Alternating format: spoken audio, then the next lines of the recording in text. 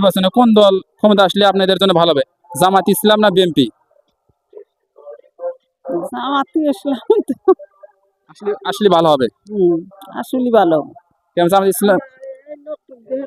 আসলে ভালো লোক, এই শেরবুদ্দিনের যে প্রার্থী দিয়েছে আলহাজ দবিউর, তিনি একজন সৎ এবং ভালো লোক। একবারে দেহায় দেহায় দিশে পাওয়া যেতেছে। অনেক গুণ বাবা যাও। সময় দর্শক আমরা দেখতে পাচ্ছি আমাদের মার বয়সী তারাও এবং ছোট ছোট ছেলে মেয়েরা তারাও সমর্থন করছে আগামী জাতীয় সংসদ নির্বাচনে যেন জামাত ইসলাম ক্ষমতা আসে এই প্রত্যাশায় দোয়া রাখছে তারা।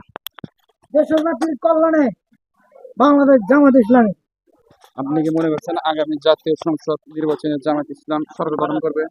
ইনশাল্লাহ আশা করা যায় দেশ ও জাতির কল্যাণে জামাত ইসলামী অগ্রণী ভূমিকা পালন করতেছে। আমরা ইতিমধ্যে দেখতে পাচ্ছি বাংলাদেশের প্রত্যেকটা নির্বাচন আগে একটা রব ওঠে বা একটা সুর ওঠে, যে ইতিমধ্যে আমরা দেখতে পাচ্ছি জামাতের এবার রব এবং সুর উঠেছে। প্রত্যেকটা শ্রেণীর মানুষের কাছ থেকে আমরা শুনছি যে এবার জামাত সামনে নির্বাচন গঠন করবে। কেননা গঠন করবে, তাদের আদর্শ এবং ন্যায়ের কারণে তারা এগিয়ে যাচ্ছে। এটাকে আপনি মনে করেন? ইনশাআল্লাহ যেভাবে দেশ ও জাতি এবং কৃষক শ্রমিক শহরে গ্রামে গঞ্জে সকল জায়গায় জামাতের রব উঠছে, এরাই দেশের জাতির এবং কল্যাণ করবে। আগামী দিনে এরাই রায় পাবে। ইনশাআল্লাহ সরকার গঠন করবে বলে আমি মনে করি।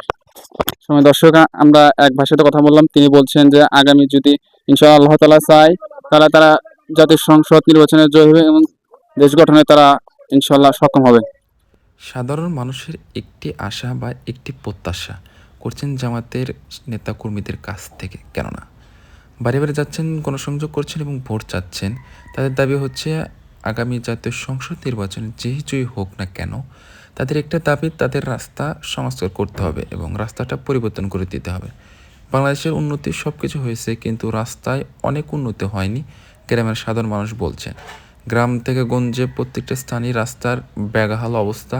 তারা চাচ্ছে যে দলেই সরকার গঠন করুক তাদের রাস্তা যেন সংস্কার করে দেয়, এটাই তাদের মেন দাবি এবং মেন